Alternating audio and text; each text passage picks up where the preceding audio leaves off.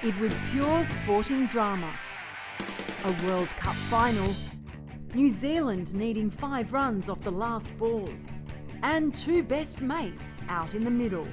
Alyssa Healy behind the stumps, Ellyse Perry with the ball. Straight.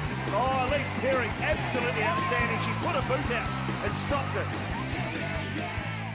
it. Midge was keeping in that match, and I remember bowling the last over, and yeah, that's a really special memory, I think, because it was such a fantastic tournament for us. We were hugging one another the first time, and then, you know, to be celebrating in the change room afterwards was pretty special. I think one of my strongest memories from that match was actually sort of bowling a ball and Midge taking a catch behind the wicket off one of their batters, and sort of we just immediately ran at each other and did this little synchronised jump, and out of nowhere, we hadn't planned it or anything like that, and I just thought, yeah, that sort of says that we know each other pretty well and we've played together for so long. Thick as thieves since meeting on the cricket field as precociously talented 9-year-olds, Pez and Midge are now more like sisters than friends. Although in the early days it was definitely Healy who took on the big sister role. I'd like to thank all the umpires for turning up and umpiring the games. I was scared of Midge because she was much bigger than me. I was tiny and my uniform was massive, and yeah, Midge was the keeper and yeah, far better than me at cricket. So Pez's nickname was Dags because her clothes were that baggy on her. Her shorts were down to her ankles and her shirt was down to her wrists. So funnily enough, her name is still Dags in my phone, so when I get a text from Pez, it's still from Dags.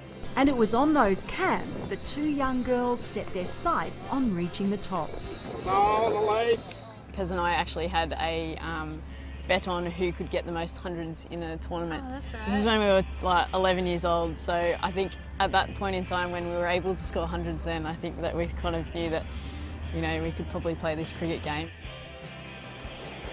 There's not often much time for hanging out on the beach. The 22-year-olds fit university studies around training and playing for the New South Wales Breakers and the Southern Stars. Dual international Perry somehow also squeezing in her football duties. when you really love doing something, which is certainly how I see things, it's not a burden, and you're willing to do whatever it is that you need to do to make sure that you can keep participating in those things.